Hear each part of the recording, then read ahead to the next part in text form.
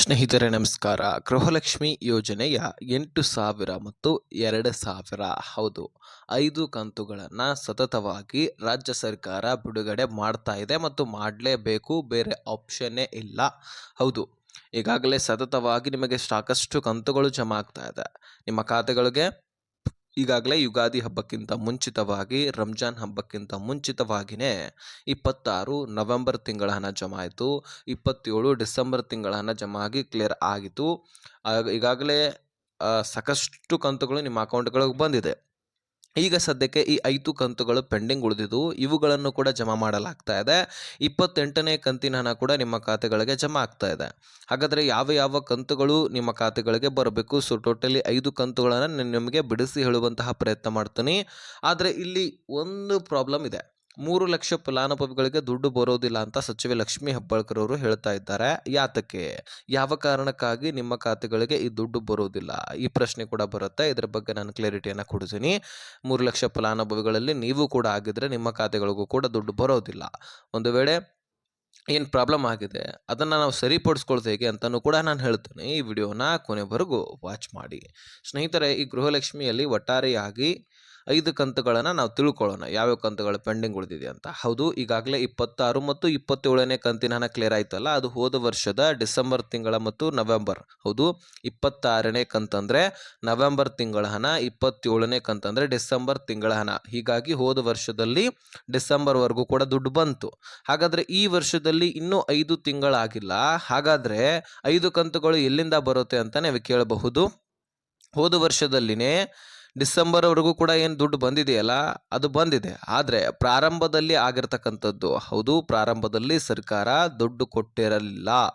ಇದನ್ನು ಸ್ವತಃ ಸರ್ಕಾರವೇ BJP ನಾಯಕರು ತಿಳಿಸ್ತಾ ಇರುವಂಥದ್ದು. ಚಳಿಗಾಲದ ಅಧಿವೇಶನದಲ್ಲಿ ಸಚಿವೆ ಲಕ್ಷ್ಮೀ ಹೆಬ್ಬಾಳ್ಕರ್ ಅವ್ರಿಗೆ ಪ್ರಶ್ನೆ ಮಾಡ್ತಾರೆ. ನೀವು 2025ರ ಪ್ರಾರಂಭದಲ್ಲಿ ಜನವರಿ ತಿಂಗಳ ಹಣವನ್ನು ಕೊಟ್ರಿ, ಅದಾದ ಬಳಿಕ ಏಪ್ರಿಲ್ ತಿಂಗಳಿನ ಹಣವನ್ನು ಕೊಡ್ತೀರಾ, ಫೆಬ್ರವರಿ ಮಾರ್ಚ್ ತಿಂಗಳ ಹಣವನ್ನು ಯಾಕೆ ಕೊಡ್ತಿಲ್ಲ? ಆ 5,000 ಕೋಟಿ ಹಣ ಎಲ್ಲೋಯ್ತು? ಮಹಿಳೆಯರ ದುಡ್ಡದು. ನೀವು ಕೊಡ್ತೀವಿ, ನುಡಿದಂತೆ ನಡೀತಾ ಇದ್ದೀವಿ ಅಂತ ಹೇಳ್ತಾ ಇದ್ದೀರಿ, ಆದರೆ ಮಹಿಳೆಯರಿಗೆ ಯಾಮಾರಿಸಿಬಿಡ್ತಾ ಇದ್ರಿ.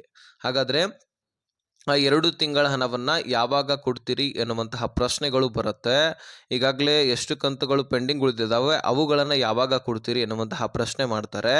ನೀವು ಕೊಡಲಿಲ್ಲ ಅಥವಾ ನಿಮ್ಮ ಹತ್ರ ದುಡ್ಡು ಇಲ್ಲ ಅಂದರೆ ಹೇಳಿಬಿಡಿ, ನಾವು ಕೇಳೋದನ್ನೇ ಬಿಟ್ಟು ಬಿಡ್ತೀವಿ ಅಂತ ಪ್ರಶ್ನೆ ಮಾಡ್ತಾರೆ. ಹಾಗಾದರೆ ಸಚಿವೆ ಲಕ್ಷ್ಮೀ ಹೆಬ್ಬಾಳ್ಕರ್ ಅವರು ಇದಕ್ಕೆ ಉತ್ತರ ಕೊಟ್ಟಿದ್ದೀವಿ ಅಂತಾನೆ ಹೇಳ್ತಾರೆ. ಖಂಡಿತವಾಗ್ಲೂ ಹಾಗೆ ಹೇಳಿದ್ದಾರೆ, ಕೊಟ್ಟಿದ್ದೀವಿ ಅಂತಾನೆ ಹೇಳಿದ್ದಾರೆ.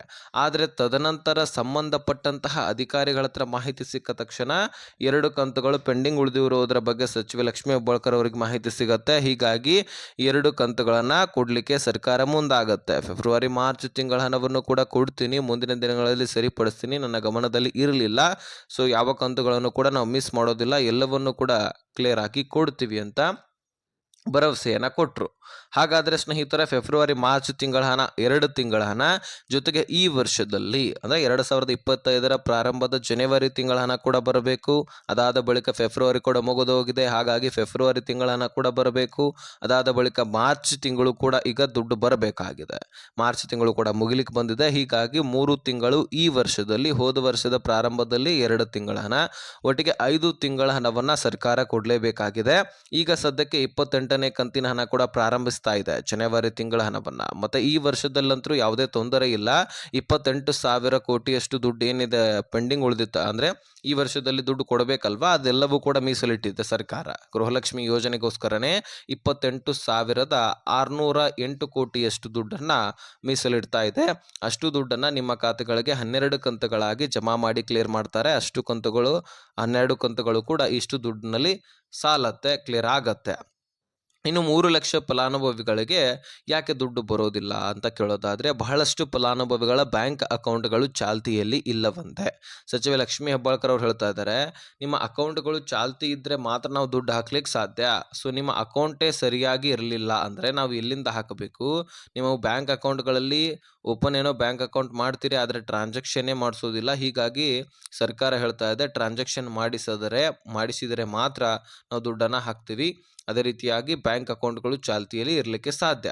ಅಂದರೆ ಬ್ಯಾಂಕ್ನವ್ರು ಹೇಳ್ತಾರೆ ನೀವು ಅಕೌಂಟ್ ಓಪನ್ ಮಾಡಿದ್ರೆ ಅಷ್ಟೇ ಅಲ್ಲ, ನೀವು ಅದನ್ನು ಚಾಲ್ತಿಯಲ್ಲಿ ಇಟ್ಕೊಳ್ಬೇಕು. ಅಂದರೆ ದುಡ್ಡನ್ನು ಕಂಟಿನ್ಯೂ ಆಗಿ ಟ್ರಾನ್ಸಾಕ್ಷನ್ ವಹಿವಾಟವನ್ನು ಮಾಡ್ತಾ ಇರಬೇಕು.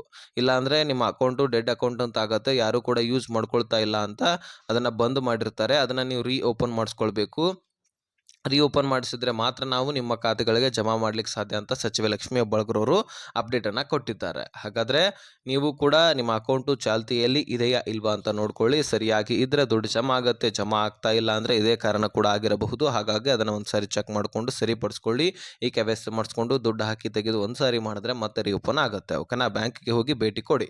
ಈ ಇನ್ಫಾರ್ಮೇಷನ್ ನಿಮಗೆ ತಿಳಿಸಲೇಬೇಕಾಗಿತ್ತು, ತಿಳಿಸಿದ್ದೀನಿ. ವಿಡಿಯೋ ನೋಡಿದ್ದಕ್ಕೆ ಧನ್ಯವಾದ. ಈ ವಿಷಯವನ್ನು ಎಲ್ಲ ಗೃಹಲಕ್ಷ್ಮಿಯರಿಗೆ ಶೇರ್ ಮಾಡಿ, ಹಾಗೆ ಸಬ್ಸ್ಕ್ರೈಬ್ ಮಾಡಿ.